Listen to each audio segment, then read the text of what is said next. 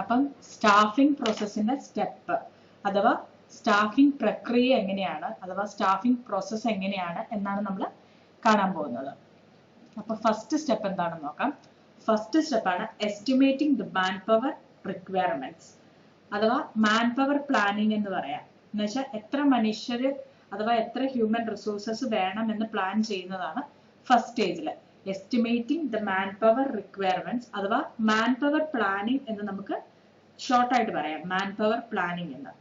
അപ്പം man power planning is the process of forecasting the future man power requirements of an organisation for carrying out its activities. അപ്പം ഒരു business സ്ഥാപനത്തിന് എത്രത്തോളം എംപ്ലോയീസിന് ആവശ്യമുണ്ട്, അവരുടെ qualification എന്തൊക്കെയാണ് വേണ്ടത്, അങ്ങനെയുള്ള എല്ലാ തീരുമാനങ്ങളും അടങ്ങുന്ന ഒരു സ്റ്റെപ്പാണ് അഥവാ സ്റ്റാഫിംഗിലെ ഫസ്റ്റ് സ്റ്റെപ്പാണ് മാൻ പവർ പ്ലാനിങ് അഥവാ estimating the man power requirements എന്ന് പറയുന്നത്. Man power planning is the process of forecasting the future man power requirements of an organisation for carrying out its activities. അപ്പം ഒരു ബിസിനസ് ഓർഗനൈസേഷന്റെ എല്ലാ പ്രക്രിയകളും കൃത്യമായിട്ട് മുന്നോട്ട് നടന്നു പോകാൻ വേണ്ടിയിട്ട് അഥവാ ബിസിനസ് ഓർഗനൈസേഷന്റെ ആക്ടിവിറ്റീസ് എല്ലാം നന്നായിട്ട് നടന്നു പോകാൻ വേണ്ടിയിട്ട് എത്ര മാൻ പവർ അഥവാ എത്ര ആളുകളെ ആവശ്യമുണ്ട് എന്ന് നമ്മൾ തീരുമാനിക്കുന്ന സ്റ്റേജ് ആണ് ഫസ്റ്റ് സ്റ്റേജിൽ പറയുന്നത്. അപ്പൊ ബിസിനസ് സ്ഥാപനത്തിന് അടുത്ത അഥവാ വരുന്ന ഒരു 2, 3, 5 വർഷത്തേക്കൊക്കെ ആവശ്യമായിട്ട് വരുന്ന ജീവനക്കാരുടെ എണ്ണം എത്രയാണ്, ഏത് തരത്തിലുള്ള എംപ്ലോയീസ് ആണ് അവർക്ക് വേണ്ടത്, ഇങ്ങനെയുള്ള തീരുമാനങ്ങളൊക്കെ എടുക്കുന്നതാണ് സ്റ്റാഫിംഗിലെ ഫസ്റ്റ് പ്രോസസ് എന്ന് പറയുക. അപ്പം സ്റ്റാഫിംഗ് എന്താണെന്ന് നമ്മൾ പഠിച്ചു. സ്റ്റാഫിംഗ് എന്ന് പറഞ്ഞാൽ putting the right person on to the right job at the right time. അപ്പം ഒരു കൃത്യമായിട്ടുള്ള ആളെ കൃത്യമായിട്ടുള്ള ജോലിയിൽ ശരിയായ സമയത്ത് പ്ലേസ് ചെയ്യുന്നതിനാണ് സ്റ്റാഫിംഗ് എന്ന് പറയുക. അങ്ങനെ ആ സ്റ്റാഫിംഗിന്റെ ഫസ്റ്റ് സ്റ്റെപ്പാണ് estimating the man power requirement അഥവാ മാൻ പവർ പ്ലാനിങ്. എന്ന് വെച്ചാൽ എത്ര ആളുകളെ വേണമെന്ന് പ്ലാൻ ചെയ്യുന്നതാണ് ഫസ്റ്റ് സ്റ്റേജിൽ പറയുന്നത്. ഈ ബിസിനസ് സ്ഥാപനത്തിന് വരുന്ന വർഷങ്ങളിലേക്ക് എത്ര ആളുകളെ ആവശ്യമായിട്ടുണ്ട്, എത്ര ജീവനക്കാർ വേണം എന്നൊക്കെ ഉള്ളത് പ്ലാൻ ചെയ്യുന്നതാണ് ഫസ്റ്റ് സ്റ്റെപ്പിൽ പറയുക. അപ്പം ഫസ്റ്റ് സ്റ്റെപ്പിൽ പറയുക estimating the man power planning അഥവാ man power requirement. Estimating the man power requirements അഥവാ മാൻ പവർ പ്ലാനിങ് എന്നും പറയും. ബിസിനസ് സ്ഥാപനത്തിലെ മാൻ പവർ റിക്വയർമെന്റ് മനസ്സിലാക്കാനായിട്ട് ബിസിനസ് ഓർഗനൈസേഷൻ ചെയ്യുന്ന 2 കാര്യങ്ങളുണ്ട്. എന്ന് വെച്ചാൽ മാൻ പവർ റിക്വയർമെന്റ്സ് എത്രയൊക്കെയാണ്, എന്ന് വെച്ചാൽ എത്ര ആളുകളെ വേണം ബിസിനസ് ഓർഗനൈസേഷനിൽ എന്ന് മനസ്സിലാക്കാൻ വേണ്ടിയിട്ട് ബിസിനസ് ഓർഗനൈസേഷൻ ചെയ്യുന്ന 2 കാര്യങ്ങളുണ്ട്. അതിൽ ഒന്നാമത്തെ കാര്യമാണ് work load analysis. Work load analysis. മറ്റൊരു കാര്യം കൂടി ഉണ്ടെന്ന് പറഞ്ഞത് സെക്കൻഡ് തിങ് എന്ന് പറയുന്നത് വർക്ക് ഫോഴ്സ് അനാലിസിസ്. ഒന്നാമത്തത് വർക്ക് ലോഡ് അനാലിസിസും രണ്ടാമത്തത് വർക്ക് ഫോഴ്സ് അനാലിസിസും. വർക്ക് ലോഡ് അനാലിസിസ് എന്ന് പറഞ്ഞാൽ work load analysis would enable an assessment of number and type of human resources necessary for the performance of various jobs. അപ്പം work load അനാലിസിസിലൂടെ ഒരു business ഓർഗനൈസേഷനിൽ എത്ര number of human resources ആവശ്യമുണ്ട്, അതുപോലെ തന്നെ ഏത് തരത്തിലുള്ള ഹ്യൂമൻ റിസോഴ്സസ് ആണ് ആവശ്യം എന്നൊക്കെയാണ് വർക്ക് ലോഡ് അനാലിസിസിൽ പറയുക. വർക്ക് ലോഡ് അനാലിസിസിൽ number and type of human resources necessary for performance of a particular job. എന്ന് വെച്ചാൽ ഒരു ജോലി ചെയ്യാൻ വേണ്ടിയിട്ട് ഏത് തരത്തിലുള്ള ആളുകളാണ് വേണ്ടത്, അതിന് എത്ര നമ്പർ ഓഫ് ആളുകൾ വേണം എന്ന് തീരുമാനിക്കുന്നതാണ് വർക്ക് ലോഡ് അനാലിസിസ് എന്ന് പറയുന്നത്. രണ്ടാമത്തെ കാര്യം work force analysis. Work force analysis ആണ് രണ്ടാമത്തെ പോയിന്റ്. വർക്ക് ഫോഴ്സ് അനാലിസിസ് എന്ന് പറഞ്ഞാൽ it helps to reveal the number and type of workforce available at present.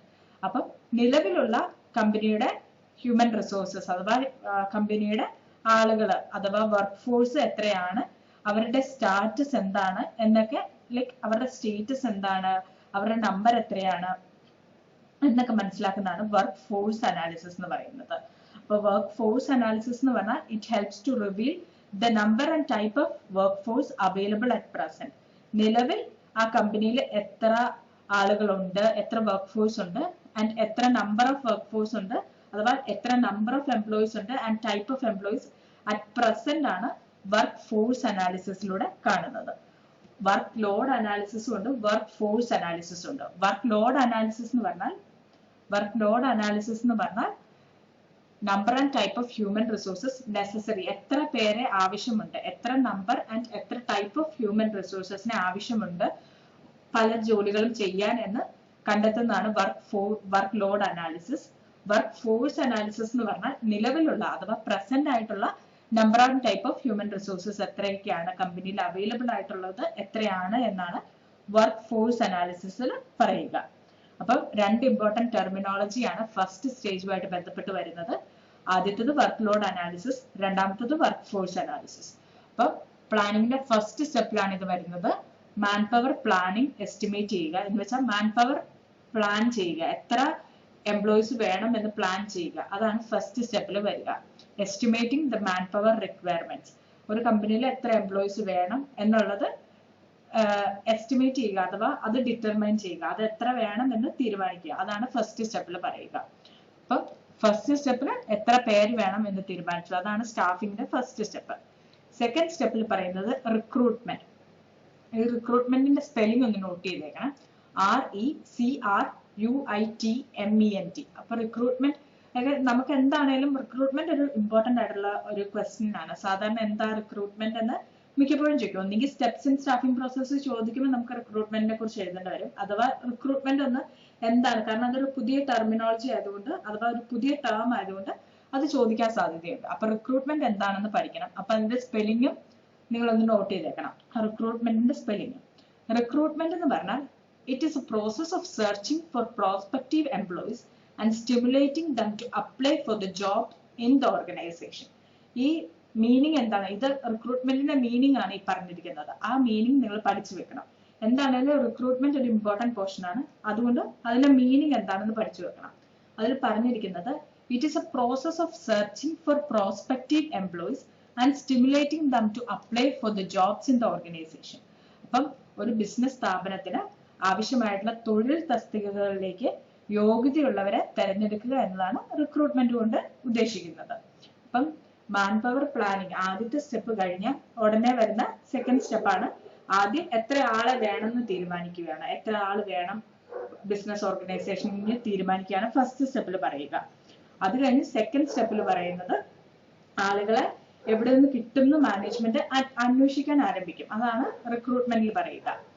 അപ്പം ഇതിനൊരു ടെക്നിക്കൽ ടേം ആണ് പറയുന്നത് റിക്രൂട്ട്മെന്റ് എന്ന്. റിക്രൂട്ട്മെന്റ് എന്ന് പറഞ്ഞാൽ സെർച്ചിങ് ഫോർ പ്രോസ്പെക്റ്റീവ് എംപ്ലോയീസ് എന്ന് വെച്ചാൽ ഈ ഒരു പ്രോസ്പെക്റ്റീവ് ആയിട്ടുള്ള എംപ്ലോയീസിനെ എന്ന് വെച്ചാൽ ഈ ജോലി അഥവാ ഈ തസ്തികയിലേക്ക് പറ്റുന്ന എംപ്ലോയീസിനെ ക്ഷണിക്കുന്ന പ്രോസസ്സാണ് റിക്രൂട്ട്മെന്റ് എന്ന് പറയുക. ഈ റിക്രൂട്ട്മെന്റ് എന്ന് പറയുന്ന process is A link between job providers and job seekers എന്നാണ് പറയുന്നത്. എന്ന് വെച്ചാൽ ജോലി തേടുന്നവർക്കും ജോലി കൊടുക്കുന്നവർക്കും ജോലി പ്രൊവൈഡ് ചെയ്യുന്നവരും തമ്മിലുള്ള ഒരു ലിങ്ക് ആണ് റിക്രൂട്ട്മെന്റ് എന്ന് പറയുക. അപ്പൊ റിക്രൂട്ട്മെന്റ് എന്ന് പറഞ്ഞാൽ recruitment is the process of searching for prospective employees. കഴിവുള്ള എംപ്ലോയീസിനെ അഥവാ കമ്പനിയിലേക്ക് വരാനിരിക്കുന്ന എംപ്ലോയീസിനെ സെർച്ച് ചെയ്യുന്ന പ്രോസസ്സാണ് റിക്രൂട്ട്മെന്റ് എന്ന് പറഞ്ഞാൽ.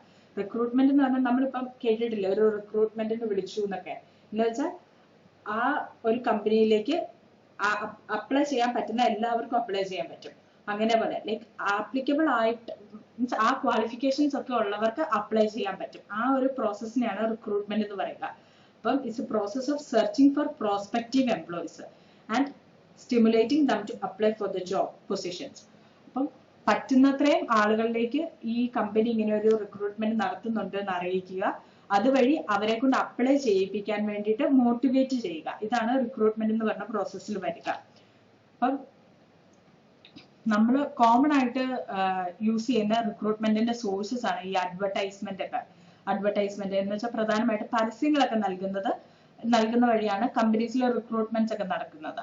അപ്പം പത്രത്തിൽ പരസ്യം നൽകുന്നതും അങ്ങനെ പരസ്യങ്ങളിലൊക്കെ കൂടിയാണ് റിക്രൂട്ട്മെന്റ് ഒക്കെ പൊതുവെ കൂടുതലായിട്ട് നടക്കുന്നത്. അപ്പൊ ഒരു സോഴ്സസ് ഓഫ് റിക്രൂട്ട്മെന്റ് അഥവാ റിക്രൂട്ട്മെന്റ് നടത്തുന്ന ഒരു വഴിയാണ്, ഒരു മെത്തേഡാണ് ഈ പരസ്യങ്ങളെ കൊടുക്കുക. അഡ്വർടൈസ്മെന്റ്സ് ഒക്കെ റിക്രൂട്ട്മെന്റ് നടത്തുന്ന ഒരു വഴിയാണ്.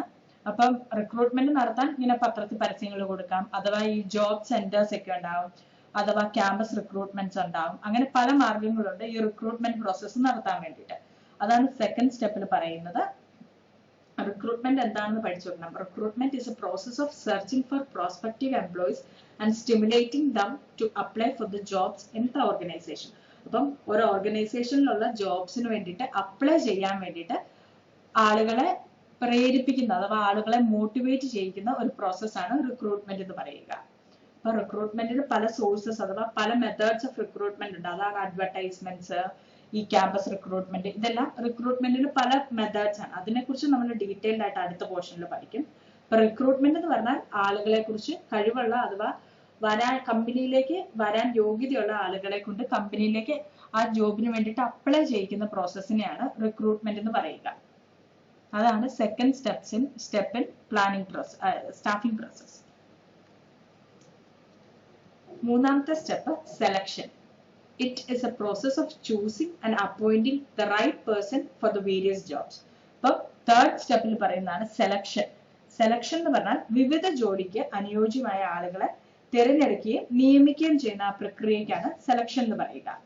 സെലക്ഷൻ ഒരു നെഗറ്റീവ് പ്രോസസ് ആയിട്ടാണ് പറയുക. എന്ന് വെച്ചാൽ അതൊരു നെഗറ്റീവ് പ്രോസസ് ആയിട്ടാണ് പറയുക. കാരണം എന്താണെന്നറിയോ? സെലക്ഷൻ ഒരു നെഗറ്റീവ് പ്രോസസ്സ്, റിക്രൂട്ട്മെന്റിന് ഒരു പോസിറ്റീവ് പ്രോസസ്സും ആയിട്ടാണ് പറയുക. സെലക്ഷൻ ഒരു നെഗറ്റീവ് പ്രോസസ് ആയിട്ടാണ് പറയുക. കാരണം എന്താ? Because selection involves elimination of unsuitable candidates. ഇപ്പൊ ഈ ഫോട്ടോയിൽ കാണുന്നത് പോലെ തന്നെ 5 കാൻഡിഡേറ്റ്സ് ഒരു കമ്പനിയിലേക്ക് റിക്രൂട്ട്മെന്റിന് വേണ്ടിയിട്ട് അപ്ലൈ ചെയ്തിരുന്നു. എന്ന് വെച്ചാൽ ജോലി ലഭിക്കാൻ വേണ്ടിയിട്ട് ആപ്ലിക്കേഷൻ കൊടുത്തിരുന്നു 5 കാൻഡിഡേറ്റ്സ്. ആ പ്രോസസ്സിന് പറയുന്നതാണ് റിക്രൂട്ട്മെന്റ്. അപ്പം അപ്ലൈ ചെയ്തിരുന്നു 5 കാൻഡിഡേറ്റ്സ്. അപ്പം ആർക്ക് വേണമെങ്കിലും അപ്ലൈ ചെയ്യാൻ വേണ്ടി എഡ്യൂക്കേഷൻ ക്വാളിഫിക്കേഷൻ ഉള്ള ആർക്ക് വേണമെങ്കിലും അതിലേക്ക് അപ്ലൈ ചെയ്യാൻ പറ്റും. അപ്പൊ അങ്ങനെ ഈ 5 പേരും അപ്ലൈ ചെയ്തിരുന്നു. അതുകൊണ്ട് തന്നെ ഈ റിക്രൂട്ട്മെന്റ് എന്ന് പറയുന്ന ഒരു പോസിറ്റീവ് പ്രോസസ് ആയിട്ടും സെലക്ഷൻ എന്ന് പറഞ്ഞാൽ ഇതിലാകെ ഒരാളെ എടുക്കുള്ളൂ, ബാക്കിയുള്ളവരെ എല്ലാം എലിമിനേറ്റ് ചെയ്യും. അഥവാ ബാക്കിയുള്ളവരെ ഒന്നും എടുക്കില്ല, അവരെ എല്ലാം പറഞ്ഞു വിടും. കാരണം അവരുടെ ഒരാളെ ആയിരിക്കും കമ്പനിക്ക് വേണ്ടത്. അതുകൊണ്ട് ആ ഒരാളെ, ഏറ്റവും ബെസ്റ്റ് ആയിട്ടുള്ള ഒരാളെ മാത്രമേ എടുക്കുള്ളൂ. ബാക്കിയുള്ളവരെ എലിമിനേറ്റ് ചെയ്യുന്നത് കൊണ്ടാണ് സെലക്ഷൻ ഒരു നെഗറ്റീവ് പ്രോസസ്സും റിക്രൂട്ട്മെന്റിന് ഒരു പോസിറ്റീവ് പ്രോസസ്സുമായിട്ട് പറയുന്നത്. അപ്പം കമ്പനിയിൽ ആ ജോബ് വേക്കൻസീസിൽ അനുയോജ്യമായിട്ടുള്ള ഒരാളെ എടുക്കുള്ളൂ, ബാക്കിയുള്ളവരെ എലിമിനേറ്റ് ചെയ്യുന്നത് കൊണ്ട് തന്നെ സെലക്ഷനെ ഒരു നെഗറ്റീവ് പ്രോസസ് എന്ന് പറയും. റിക്രൂട്ട്മെന്റ് എന്ന് പറഞ്ഞാൽ ആർക്ക് വേണമെങ്കിലും അപ്ലൈ ചെയ്യാം. അതുകൊണ്ട് റിക്രൂട്ട്മെന്റിന് ഒരു പോസിറ്റീവ് പ്രോസസ് എന്നുമാണ് പറയുക. റിക്രൂട്ട്മെന്റ് തീരുമ്പോഴാണ് സെലക്ഷൻ തുടങ്ങുക. എന്ന് വെച്ചാൽ റിക്രൂട്ട്മെന്റിൽ നമ്മൾ എല്ലാവരെയും കൊണ്ട് പ്രോസ്പെക്റ്റീവ് ആയിട്ടുള്ള, എന്ന് വെച്ചാൽ കമ്പനിയിൽ ക്വാളിഫിക്കേഷൻ ഉള്ള, വരാൻ സാധ്യതയുള്ള നല്ല എംപ്ലോയീസിനെ കൊണ്ട്, നല്ല ആളുകളെ കൊണ്ട്, എന്ന് വെച്ചാൽ ക്വാളിഫിക്കേഷൻ ഉള്ള ആളുകളെ കൊണ്ട് ആ കമ്പനിയിലേക്ക് അപ്ലൈ ചെയ്യിക്കാൻ വേണ്ടിയിട്ട് മോട്ടിവേറ്റ് ചെയ്യുകയാണ് ചെയ്യുന്നത് റിക്രൂട്ട്മെന്റിൽ. അപ്പൊ ആ എല്ലാവരും അപ്ലൈ ചെയ്ത് കഴിഞ്ഞാൽ സെലക്ഷൻ പ്രോസസ്സ് തുടങ്ങും. അതുകൊണ്ട് തന്നെ റിക്രൂട്ട്മെന്റ് കഴിയുമ്പോൾ സെലക്ഷൻ പ്രോസസ്സ് തുടങ്ങും. അപ്പൊ സെക്കൻഡ് സ്റ്റെപ്പ്, സ്റ്റാഫിംഗ് പ്രോസസ്സിലെ സെക്കൻഡ് സ്റ്റെപ്പാണ് റിക്രൂട്ട്മെന്റ്. തേർഡ് പ്രോസസ്സാണ് സെലക്ഷൻ. അപ്പൊ സെലക്ഷൻ എന്ന് പറഞ്ഞാൽ അതിൽ വന്നിരിക്കുന്ന ആപ്ലിക്കേഷൻസിൽ ഏറ്റവും ബെസ്റ്റ് ആയിട്ടുള്ള കാൻഡിഡേറ്റിനെ സെലക്ട് ചെയ്യുന്നതാണ് സെലക്ഷൻ എന്ന് പറയുക. ഫോർത്ത് സ്റ്റെപ്പില് പ്ലേസ്മെന്റ് ആൻഡ് ഓറിയന്റേഷൻ. ഫോർത്ത് സ്റ്റെപ്പിൽ പറയുക പ്ലേസ്മെന്റ് അഥവാ നിയമനവും പരിചയപ്പെടുത്തലും. ഓറിയന്റേഷൻ എന്ന് പറഞ്ഞാൽ പരിചയപ്പെടുത്തല്. അപ്പം നിയമനവും പരിചയപ്പെടുത്തലുമാണ് ഫോർത്ത് സ്റ്റെപ്പിൽ പറയുക. അപ്പൊ ആദ്യത്തെ സ്റ്റാഫിംഗിന്റെ സ്റ്റെപ്പാണ് മാൻ പവർ പ്ലാനിങ്, എത്ര ആളുകളെ, എത്ര എംപ്ലോയീസിനെ വേണമെന്ന് തീരുമാനിക്കുന്നത്. സെക്കൻഡ് പ്രോസസ്സാണ് റിക്രൂട്ട്മെന്റ്. എന്ന് വെച്ചാൽ പ്രോസ്പെക്റ്റീവ് ആയിട്ടുള്ള അഥവാ കേപ്പബിൾ ആയിട്ടുള്ള, കഴിവുള്ള ആളുകളെ കൊണ്ട് കമ്പനിയിലേക്ക് ആപ്ലിക്കേഷൻ കൊടുക്കുക, അപ്ലൈ ചെയ്യാൻ വേണ്ടി അവരെ മോട്ടിവേറ്റ് ചെയ്യുക. അതാണ് സെക്കൻഡ് പ്രോസസ്സായ റിക്രൂട്ട്മെന്റിൽ പറയുക.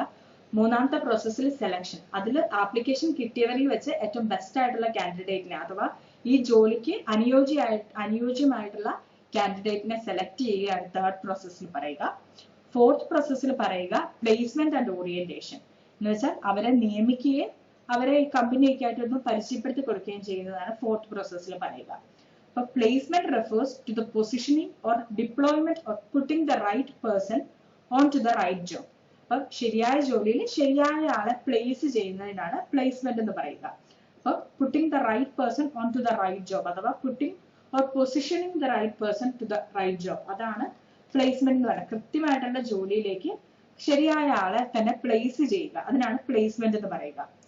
Orientation is the process of introducing the selected candidates and familiarizing them with the rules, policies and procedures of the organization. അപ്പം ഓറിയന്റേഷൻ എന്ന് പറഞ്ഞാൽ പുതിയതായിട്ട് സെലക്ട് ചെയ്ത ആ എംപ്ലോയീസിനെ പരിചയപ്പെടുത്തി കൊടുക്കുകയാണ് ഓറിയന്റേഷനിൽ. ആ പരിചയപ്പെടുത്തി കൊടുക്കുന്ന പ്രോസസ്സാണ് ഓറിയന്റേഷൻ എന്ന് പറയുക. അതായത് നിലവിലുള്ള എംപ്ലോയീസുമായിട്ട് പുതിയ എംപ്ലോയീസിനെ പരിചയപ്പെടുത്തി കൊടുക്കുക, അതുപോലെ ബിസിനസ് ഓർഗനൈസേഷനെ മൊത്തത്തിൽ ഒന്ന് പരിചയപ്പെടുത്തി കൊടുക്കുക, ബിസിനസ് ഓർഗനൈസേഷന്റെ റൂൾസ്, പോളിസീസ്, പ്രൊസീജിയേഴ്സ്, ഇതൊക്കെ പുതിയ വന്ന എംപ്ലോയീസിന് പരിചയപ്പെടുത്തി കൊടുക്കുന്നതാണ് ഓറിയന്റേഷൻ എന്ന് പറഞ്ഞാൽ. അപ്പം fourth step in the staffing process is placement and orientation. Placement എന്ന് പറഞ്ഞാൽ അവരെ ആ ജോലിയിലേക്ക് നിയമിക്കുക, ആൻഡ് ആ ഒരു ജോലി, ഒരു പർട്ടിക്കുലർ ജോലി ഏൽപ്പിച്ചു കൊടുക്കുക, അവരെ ആ കൃത്യമായിട്ടുള്ള ഒരു ജോലിയിലേക്ക് ഏൽപ്പിക്കുക, അതാണ് പ്ലേസ്മെന്റിൽ പറയുക. ഓറിയന്റേഷൻ എന്ന് പറഞ്ഞാൽ ബാക്കി കോ എംപ്ലോയീസുമായിട്ട്, എന്ന് വെച്ചാൽ എക്സിസ്റ്റിംഗ് ആയിട്ടുള്ള എംപ്ലോയീസുമായിട്ട്, നിലവിലുള്ള എംപ്ലോയീസ് ആയിട്ട്, പിന്നെ ആ കമ്പനീനെ മൊത്തത്തിലും കമ്പനിയുടെ റൂൾസ് ആൻഡ് റെഗുലേഷൻസ്, പിന്നെ കമ്പനിയുടെ സറൗണ്ടിങ്സ്, ഇതെല്ലാം പറഞ്ഞ് മനസ്സിലാക്കി കൊടുക്കുന്നതിനാണ് ഓറിയന്റേഷൻ എന്ന് പറയുക. അപ്പൊ സ്റ്റാഫിംഗിലെ ഫോർത്ത് പ്രോസസ്സാണ് placement and orientation. Fifth process in staffing is training and development. Training and development എന്ന് പറഞ്ഞാൽ പരിശീലനവും വികസനവും. ട്രെയിനിങ് എന്ന് പറഞ്ഞാൽ പരിശീലനം, ഡെവലപ്മെന്റ് എന്ന് പറഞ്ഞാൽ വികസനം. അപ്പം പ്ലേസ്മെന്റ്, ട്രെയിനിങ് ആൻഡ് ഡെവലപ്മെന്റ് എന്ന് പറഞ്ഞാൽ അപ്പം എന്താ പറയുക, training intended to improve knowledge, skills and attitudes of the employees regularly so as to enable them to perform better. അപ്പം മാനേജേഴ്സിന്റെയും എംപ്ലോയീസിന്റെയും പ്രവർത്തന ശേഷി മെച്ചപ്പെടുത്താനുള്ള, അതുപോലെ അവരുടെ അറിവും എക്സ്പെർട്ടൈസും അങ്ങനെയുള്ളതെല്ലാം ഇംപ്രൂവ് ചെയ്യിക്കാനുള്ളത്, അഥവാ മെച്ചപ്പെടുത്താനുള്ള കുറെ ട്രെയിനിങ് ഒക്കെ കൊടുക്കുന്നതിനാണ്, കുറെ ഇംപ്രൂവ് ചെയ്യിക്കാനുള്ള ഒരു ട്രെയിനിങ്, അഥവാ അവരുടെ പെർഫോമൻസ് ബെറ്റർ ആക്കാനുള്ള ഒരു ട്രെയിനിങ് കൊടുക്കുന്നതിനാണ് ട്രെയിനിങ് എന്ന് പറയുക. അപ്പൊ ജീവനക്കാരെ ജോലിയിൽ അവരുടെ വൈദഗ്ധ്യം തെളിയിക്കാൻ, അഥവാ അവരെ ആ ജോലിയിൽ അവരെ എക്സ്പേർട്ട് ആക്കാൻ വേണ്ടിയിട്ട് കൊടുക്കുന്നതാണ് ട്രെയിനിങ്, അഥവാ പരിശീലനം കൊടുക്കുന്നത്. അവര് നിൽക്കുന്ന ജോലിയിൽ അവരെ എക്സ്പെർട്ടൈസ് ആക്കാൻ, അഥവാ അവര് വൈദഗ്ധ്യം തെളിയിക്കാൻ വേണ്ടിയിട്ട്, അഥവാ വിദഗ്ധരാകാൻ വേണ്ടിയിട്ടൊക്കെ കൊടുക്കുന്നതാണ് ട്രെയിനിങ്. അപ്പം ട്രെയിനിങ് എന്ന് പറഞ്ഞാൽ അവരെ ആ ഒരു പർട്ടിക്കുലർ ജോലിയിൽ അവരെ അതിൽ ഇംപ്രൂവ് ചെയ്യണം, അവരുടെ നോളജും സ്കിൽസും എല്ലാം ഇംപ്രൂവ് ചെയ്യാൻ വേണ്ടിയിട്ടും, അവരെ ആ ജോലിയിൽ എക്സ്പേർട്സ് ആക്കാൻ വേണ്ടിയിട്ടും ഒക്കെ കൊടുക്കുന്നതാണ് ട്രെയിനിങ്. ഡെവലപ്മെന്റ് അഥവാ വികസനം എന്ന് വെച്ചാൽ കൂടുതൽ ഉത്തരവാദിത്തപ്പെട്ട, അഥവാ വിഷമകരമായിട്ടുള്ള, കുറച്ച് ഡിഫിക്കൽട്ട് ആയിട്ടുള്ള ജോലികളെല്ലാം അവരെ ഏൽപ്പിക്കുന്നത് വഴി അവരെ ആ ജോലികളെല്ലാം കൈകാര്യം ചെയ്യാൻ വേണ്ടിയിട്ട് പ്രാപ്തരാക്കുന്ന പ്രോസസ്സിനെയാണ് ഡെവലപ്മെന്റ് എന്ന് പറയുക. അപ്പം ട്രെയിനിങ് മീൻസ് ഗിവിംഗ് എക്സ്പെർട്ടൈസ്, അവരെ ഒരു എംപ്ലോയീസിന്റെ സ്കിൽസും ആപ്റ്റിറ്റ്യൂഡും കഴിവുകളും എബിലിറ്റീസും ഒക്കെ ഇംപ്രൂവ് ചെയ്യാൻ വേണ്ടിയിട്ട്, അവരെ ഇച്ചിരൂടെ ബെറ്റർ ആക്കാൻ വേണ്ടിയിട്ട്, അവരുടെ എക്സ്പേർട്സ് ആക്കാൻ വേണ്ടിയിട്ടാണ് ട്രെയിനിങ് കൊടുക്കുന്നത്.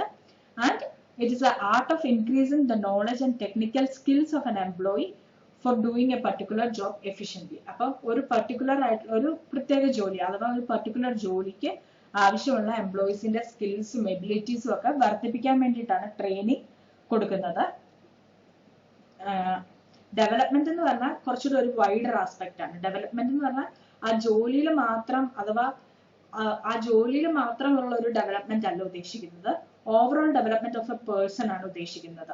അതായത് ഓർഗനൈസേഷനിൽ കൂടുതൽ ഹയർ ആയിട്ടുള്ള ജോബ് പൊസിഷനിലേക്ക് വരാനും, അവിടെ എങ്ങനെയാണ് എഫക്റ്റീവ് ആയിട്ട് അഥവാ എഫിഷ്യന്റ് ആയിട്ട് വർക്കൊക്കെ ചെയ്യാൻ പറ്റുന്നത്, അങ്ങനെയുള്ളത് എല്ലാം കൂടെ കൂടുന്നതാണ് ഡെവലപ്മെന്റിൽ ഉദ്ദേശിക്കുന്നത്. ഡെവലപ്മെന്റ് എന്ന് പറഞ്ഞാൽ ഇച്ചിരി ഒരു വൈഡർ ടേം ആണ്. ട്രെയിനിങ് എന്ന് പറഞ്ഞാൽ അവർ ആ ചെയ്യുന്ന ജോലിയിൽ ഇംപ്രൂവ് ചെയ്യുക, ആ ജോലിയിൽ എക്സ്പേർട്സ് ആക്കാൻ വേണ്ടിയിട്ടാണ് ട്രെയിനിങ് കൊടുക്കുന്നത്. ഡെവലപ്മെന്റ് എന്ന് ഉദ്ദേശിക്കുന്നത് overall development of a person ആണ് ഡെവലപ്മെന്റിലൂടെ ഉദ്ദേശിക്കുന്നത്. അപ്പൊ ഫിഫ്ത്ത് സ്റ്റെപ്പ്, സ്റ്റാഫിംഗ് പ്രോസസ്സിലെ ഫിഫ്ത്ത് സ്റ്റെപ്പാണ് ട്രെയിനിങ് ആൻഡ് ഡെവലപ്മെന്റ്. അവരെ പരിശീലനം കൊടുത്ത് അവരുടെ തന്നെ ഡെവലപ്മെന്റിന് വേണ്ടിയിട്ട് സഹായിക്കുന്നു. അതാണ് ഫിഫ്ത്ത് സ്റ്റെപ്പിൽ പറയുക. Sixth step performance appraisal. Performance appraisal നിങ്ങൾ കേട്ടിട്ടുണ്ടാവും. പെർഫോമൻസ് അപ്രൈസൽ എന്ന് പറഞ്ഞത് എന്ന് വെച്ചാൽ പ്രവർത്തനങ്ങൾ വിലയിരുത്തുക, അതാണ് പെർഫോമൻസ് അപ്രൈസൽ എന്ന് പറഞ്ഞത്. അപ്പൊ ജീവനക്കാരുടെ പെരുമാറ്റവും ജോലി നിർവഹണവും അതെല്ലാം വിലയിരുത്തി അവരുടെ എങ്ങനെയുണ്ട്, അവരുടെ പ്രവർത്തനങ്ങളൊക്കെ എങ്ങനെയുണ്ടെന്ന് വിലയിരുത്തുന്നതാണ് പെർഫോമൻസ് അപ്രൈസൽ എന്ന് പറയുന്നത്. Performance appraisal means evaluating an employees current or past performance as against certain predetermined standards. അപ്പോൾ ഒരു സ്റ്റാൻഡേർഡ് വെക്കും, എന്ന് വെച്ചാൽ ഒരു പർട്ടിക്കുലർ സ്റ്റാൻഡേർഡ് വെക്കും. എന്നിട്ട് ഒരു എംപ്ലോയീസിന്റെ പാസ്റ്റും പ്രസന്റും അഥവാ കറന്റും പാസ്റ്റും ആയിട്ടുള്ള പെർഫോമൻസ് ഒക്കെ എങ്ങനെയുണ്ട് എന്ന് അളക്കുന്നത്, അഥവാ നല്ലതായിരുന്നു, പെർഫോമൻസ് ഒക്കെ ഇംപ്രൂവ് ചെയ്യുന്നുണ്ടോ, അഥവാ പെർഫോമൻസ് മോശമാണോ എന്നൊക്കെ ഒരു സ്റ്റാൻഡേർഡ് വെച്ച് മെഷർ ചെയ്യുന്നതിനാണ് പെർഫോമൻസ് അപ്രൈസൽ എന്ന് പറയുക. ഫോർ എക്സാമ്പിൾ ആയിട്ട് പറയുവാണെങ്കിൽ, if a sales manager was given a sales target of 2000 TV during a month, his performance will be evaluated on the basis of that at the end of the month. അപ്പം ഒരു 2000 TV വിൽക്കാനുള്ള ഒരു sales target ആണ് കൊടുത്തിരുന്നത്. അപ്പം performance appraisal എന്നാ ചെയ്യുന്നത്, ആ ഒരു എൻഡ് ഓഫ് ദ പീരീഡിൽ എന്ന് വെച്ചാൽ ആ പറഞ്ഞിരിക്കുന്ന സമയത്തിന്റെ അവസാനം നമ്മൾ ഇവാലുവേറ്റ് ചെയ്യും, എത്ര TV അവര് വിറ്റു എന്ന് ഇവാലുവേറ്റ് ചെയ്യും, ഈ എംപ്ലോയി എത്ര TV വിറ്റു എന്ന് ഇവാലുവേറ്റ് ചെയ്യും. ഇപ്പം എംപ്ലോയി വിറ്റത് 2000 കൂടുതലാണെങ്കിൽ ആ സ്റ്റാൻഡേർഡ് അവർ അച്ചീവ് ചെയ്തു, 2000 കുറവാണെങ്കിൽ അവരുടെ പെർഫോമൻസ് അത്ര എത്തിയില്ല. അപ്പം ഈ സ്റ്റാൻഡേർഡുമായിട്ട് അവരുടെ പെർഫോമൻസിനെ മെഷർ ചെയ്യുക, അഥവാ ആ സ്റ്റാൻഡേർഡുമായിട്ട് അവരുടെ പെർഫോമൻസിനെ കമ്പയർ ചെയ്യുന്നതിനാണ്, അഥവാ ഇവാലുവേറ്റ് ചെയ്യുന്നതിനാണ് പെർഫോമൻസ് അപ്രൈസൽ എന്ന് പറയുക. ഒരു സ്റ്റാൻഡേർഡ് പെർഫോമൻസ് ഉണ്ടായിരിക്കും. ഇപ്പൊ ഒരു എക്സാമിനൊക്കെ നിങ്ങളുടെ പെർഫോമൻസ് അപ്രൈസൽ അഥവാ നിങ്ങളുടെ പ്രവർത്തനം വിലയിരുത്തുന്നത് എങ്ങനെയാണെന്ന് വെച്ചാൽ, ഒരു എക്സാം ഇടുവാണെന്ന് വിചാരിച്ചോളൂ. 50 മാർക്കിന്റെ ഒരു എക്സാം ഇടുമ്പോൾ ഒരു സ്റ്റാൻഡേർഡ് ആയിട്ട് വെച്ചിരുന്നത് 30 മാർക്സ് ആണെന്ന് വെച്ചു. ഇപ്പൊ 30 മാർക്സിൽ കുറവ് പോകുന്നവര് നല്ലതായിട്ട് പെർഫോം ചെയ്തിട്ടില്ല എന്ന്, 30+ കിട്ടിയവര് അത്യാവശ്യം കുഴപ്പമില്ലാതെ പെർഫോം ചെയ്തു, അഥവാ നന്നായിട്ട് പെർഫോം ചെയ്തു എന്നുമായിരിക്കും. അപ്പം ആ പെർഫോം ചെയ്തവരെല്ലാം 30+ ഉള്ളവരായിരിക്കും, പെർഫോം ചെയ്യാത്തവര് 30ൽ കുറവുള്ളവരായിരിക്കും. അതുപോലെ തന്നെ ഇപ്പൊ ഒരു ഓർഗനൈസേഷന്റെ കേസിൽ ഇപ്പൊ നമ്മൾ കണ്ട എക്സാമ്പിൾ പോലെ തന്നെ 2000 TVs സെല്ല് ചെയ്യണം എന്നാണ് അവരുടെ ഒരു സ്റ്റാൻഡേർഡ് ആയിട്ടുള്ള ടാർഗറ്റ് കൊടുത്തിരിക്കുന്നത്. 2000 TVs സെല്ല് ചെയ്യണം എന്നാണ്. അപ്പം അവരുടെ പെർഫോമൻസ് കമ്പയർ ചെയ്യുന്നത് ഈ സ്റ്റാൻഡേർഡ് അവർ അച്ചീവ് ചെയ്തോ ഇല്ലയോ എന്ന് നോക്കിയിട്ടാണ്, അവരുടെ സ്റ്റാൻഡേർഡ് അവർ അച്ചീവ് ചെയ്തോ ഇല്ലയോ എന്ന് നോക്കിയിട്ടാണ് അവരുടെ പെർഫോമൻസിനെ വിലയിരുത്തുന്നത്. അപ്പം അതാണ് സിക്സ്ത് സ്റ്റെപ്പിൽ പറയുക, പെർഫോമൻസ് അപ്രൈസൽ. അവരുടെ പെർഫോമൻസിനെ വിലയിരുത്തുകയാണ് 6th സ്റ്റെപ്പിൽ ചെയ്യുക. 7th സ്റ്റെപ്പിൽ പറയുന്നത് പ്രൊമോഷൻ ആൻഡ് കരിയർ പ്ലാനിങ്. അപ്പം പ്രൊമോഷൻ എന്ന് പറഞ്ഞാൽ നമുക്ക് എല്ലാവർക്കും അറിയാമായിരിക്കും അല്ലെ, ഉദ്യോഗ കയറ്റം എന്നൊക്കെ പറയാം. പ്രൊമോഷൻ എന്ന് പറഞ്ഞാൽ ഇപ്പൊ ഒരു ജോലിയിൽ നിന്ന് ആ ജോലിയിൽ നിന്ന് അതിന്റെ ഹയർ പൊസിഷനിലേക്ക് നമ്മൾ പോകുന്നതിനാണ് പ്രൊമോഷൻ എന്ന് പറയുക. ഇപ്പൊ promotion refers to the shifting of an employee from a lower position to a higher position with higher status, greater responsibility, better facilities and better pay. അപ്പൊ ഒരു താഴ്ന്ന പദവിയിൽ നിന്ന് ഉയർന്ന പദവിയിലേക്കുള്ള മാറ്റത്തെയാണ് പ്രൊമോഷൻ എന്ന് പറയുക. ഒരു താഴ്ന്ന ജോലിയിൽ നിന്ന് അതിന്റെ തൊട്ട് മുകളിലുള്ള ജോലിയിലേക്ക് കിട്ടുന്ന ഒരു പദവി കയറ്റത്തിന് അഥവാ ഉദ്യോഗ കയറ്റത്തിനെയാണ് പ്രൊമോഷൻ എന്ന് പറയുക. അത് അയാളുടെ പദവി ഉയർത്തുന്നു എന്ന് വെച്ചാൽ അയാളുടെ പൊസിഷൻ ഇൻക്രീസ് ചെയ്യുന്നു, അഥവാ ഹയർ പൊസിഷനിലേക്ക് പോകുന്നു. അതുപോലെ തന്നെ കൂടുതൽ ഉത്തരവാദിത്തങ്ങൾ, കൂടുതൽ റെസ്പോൺസിബിലിറ്റീസ് ഒക്കെ കിട്ടുന്നു, കൂടുതൽ സൗകര്യങ്ങൾ അഥവാ ഫെസിലിറ്റീസ് ഒക്കെ കിട്ടുന്നു, കൂടുതൽ പേ അഥവാ വേതനവും കിട്ടുന്നു.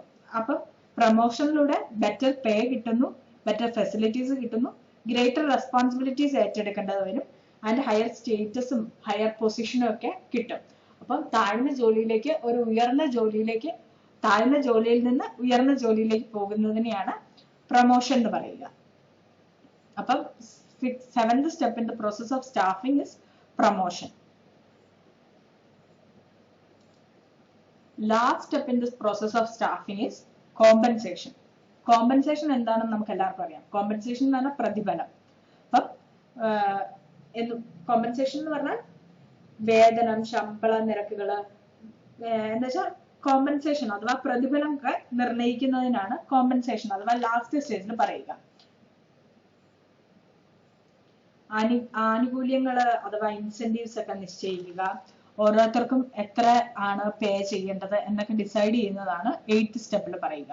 It involves the determination of wages or salaries and other benefits to the employees on the basis of nature of job, risk factors, responsibility, qualification, experience etcetera. അപ്പം ഓരോ ആളുകളുടെയും ജോലി അഥവാ അവരുടെ ആ ജോലിയുടെ സ്വഭാവവും അവർ ഏറ്റെടുക്കുന്ന ഓരോ റിസ്കുകളും അവരുടെ ഉത്തരവാദിത്തങ്ങളും റെസ്പോൺസിബിലിറ്റീസും അവരുടെ ക്വാളിഫിക്കേഷൻസും അവരുടെ എക്സ്പീരിയൻസ് എത്ര വർഷമായിട്ട് ഈ ജോലി ചെയ്യുന്നതാണ് അങ്ങനെയുള്ളതെല്ലാം കൂടെ നോക്കിയിട്ടായിരിക്കും അവരുടെ വേതനം അഥവാ സാലറീസ് ഫിക്സ് ചെയ്യുന്നത്. അതാണ് 8th സ്റ്റെപ്പിൽ പറയുക കോമ്പൻസേഷൻ. ഇങ്ങനെ കോമ്പൻസേഷൻ കൊടുക്കുന്നത് 2 ഫോംസിൽ പേ ചെയ്യാൻ പറ്റും. ഒന്ന് ഡയറക്റ്റ് ഫിനാൻഷ്യൽ പേയ്മെന്റ്സും രണ്ടാമത്തത് ഇൻഡയറക്റ്റ് ഫിനാൻഷ്യൽ പേയ്മെന്റ്സും. ഡയറക്റ്റ് ഫിനാൻഷ്യൽ പേയ്മെന്റ്സ് എന്ന് പറഞ്ഞാൽ നേരിട്ട് അഥവാ ഡയറക്റ്റ് ആയിട്ടുള്ള ഫിനാൻഷ്യൽ രീതിയിലുള്ള പേയ്മെന്റ്സ്. അതിൽ ഇൻക്ലൂഡ് ചെയ്യുന്നതാണ് ഈ വേജസ്, സാലറീസ്, ഇൻസെന്റീവ്സ്, കമ്മീഷൻസ് ഒക്കെ ഡയറക്റ്റ് ഫിനാൻഷ്യൽ പേയ്മെന്റ്സിൽ വരുന്നതാണ്.